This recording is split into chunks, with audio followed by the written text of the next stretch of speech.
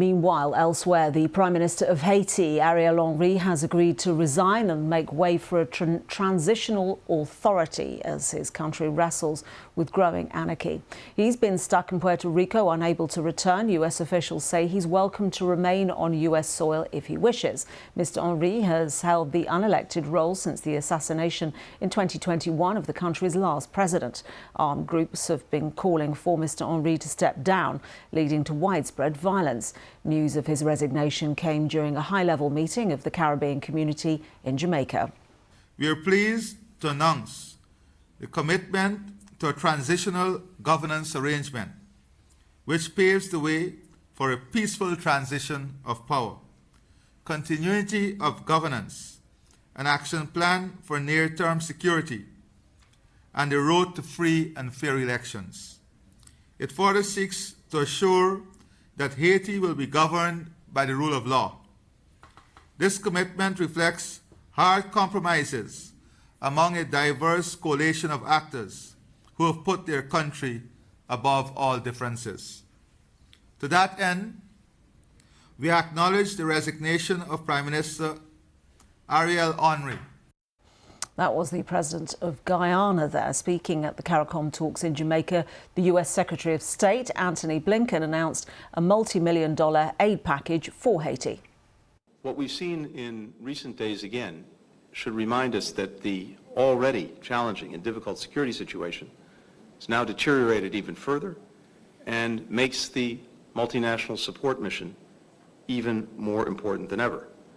The United Nations Security Council has reaffirmed that and reaffirmed a collective commitment to deploy it as quickly as possible.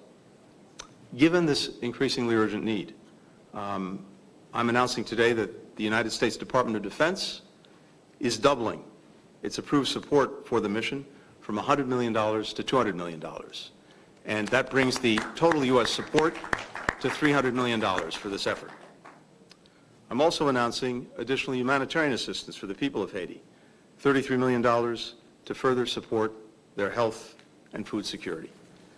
Now, all of us know that only the Haitian people can, only the Haitian people should determine their own future.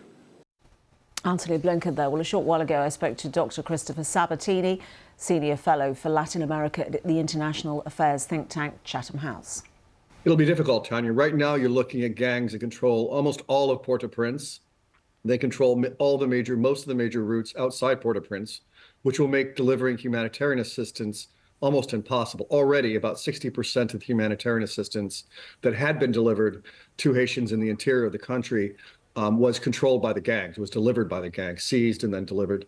And in this case, too, you've got a unified group of gangs that are threatening to topple the government. They've attacked the airport. They prevented Henry from landing. They had attacked police stations, the Interior Ministry, and even thrown Molotov cocktails at the presidential palace. So they have to establish some control even before they can begin to create this transitional council and deliver humanitarian assistance. The origins of this problem obviously go back a long way, but we could trace it back in part to the earthquake in 2010, couldn't we? Yes, we could. At that time, there was a UN mission in Haiti.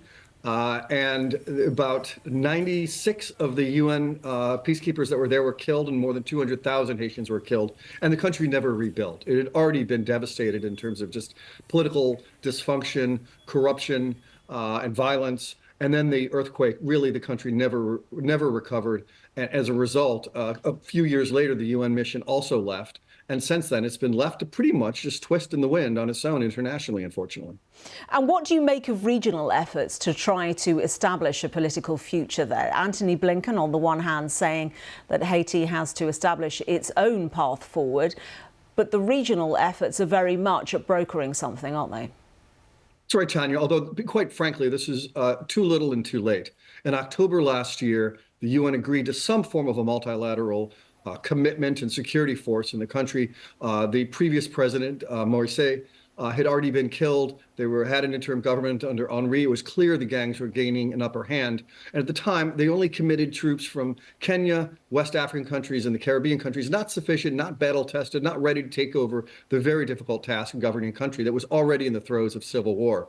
It was nice that the CARICOM stepped up yesterday, did call for and get the resignation of Ariel Henry, but even the commitments by Tony Blinken yesterday now of a total 333 million are not going to be sufficient. You need a real active security force to be able to govern the country, and you need to have the US, Canada, the EU, maybe even the UK involved in it. Quite frankly, the Caribbean soldiers and Kenyan soldiers that have been pledged are not going to be sufficient.